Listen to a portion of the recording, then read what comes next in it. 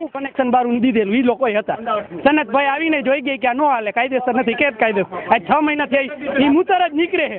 Public તો આ traffic અને માર્કેટના બધા જેટલા રિક્ષા વાળા અહીંયા વચ્ચોવચ રાખે તો એ ટ્રાફિકમાં નથી નડતું. ટી પ્લસ આખી બધી લારીઓ છે એ નથી નડતી, ખાલી વેપારી જ નડે છે ને એવું જ થયું ને. શાક માર્કેટ અને બુગડામાં એને કાયદેસર શાક માર્કેટનો છે પિયાલી છે કોથળી, તો કોથળીને પિયાલી બંધ કરવાનું, શાક માર્કેટ વાળાને કયો તમારો કચરો નાખે ગમે એમાં. આ ભૂગર્ભમાં ઉકાણ અને ટી પ્લસ એ ભૂગડો ખાલી કરે છે ને ઢાંકણા ખુલ્લા જ રાખે એ જ લોકો, અને એના જ વાળા રાતના કચરો નાખે ને એ જ. એટલે હું આ ટેન્ડર પાસ થાય ટી પ્લસ એ લોકોને પૈસા મળે એ જ હાટું આ ઢાંકણા ખુલાય. આ 30 વર્ષથી આ ઢાંકણું બંધ નથી કર્યું.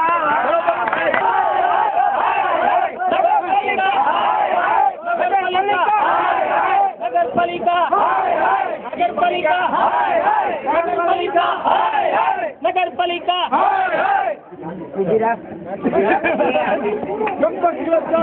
हमारा नारा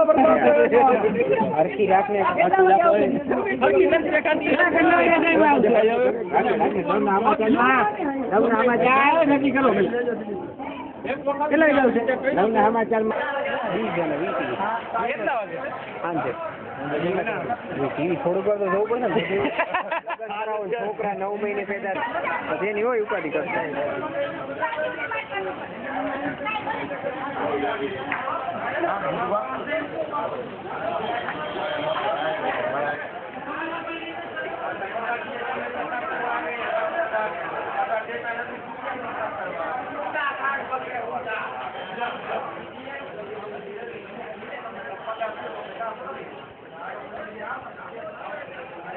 બોલો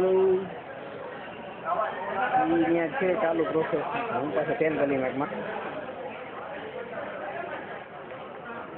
હા હા હા મારે ઇન્ટરવ્યુ કરવું.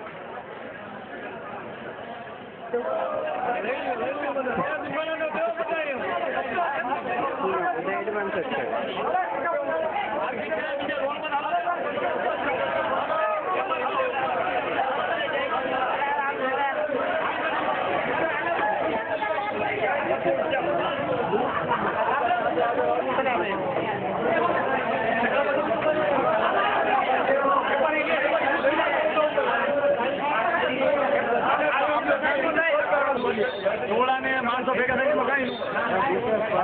ભરપૂર લાભ અમારો નગરપાલિકા વાળા લઈએ, ભરપૂર લાભ.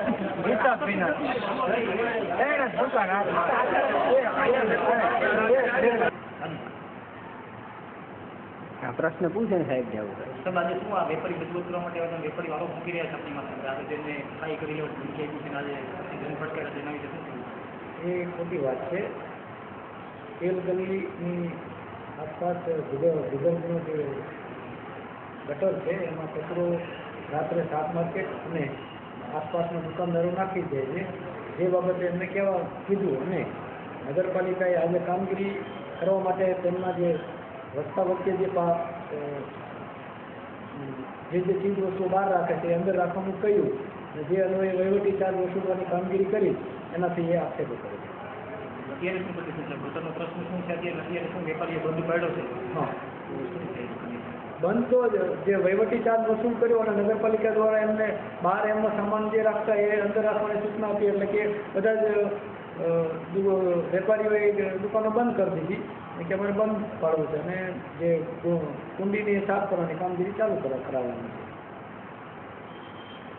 છે. સાથે છૂટા થવાનું નક્કી કર્યું ત્યારે લંડનમાં હું અને અશોકભાઈ અમે સાક્ષી હતા. જે જગ્યાએ ઓલિમ્પિક્સ થવાની છે એ જગ્યાએ ગયા વર્ષે 8મી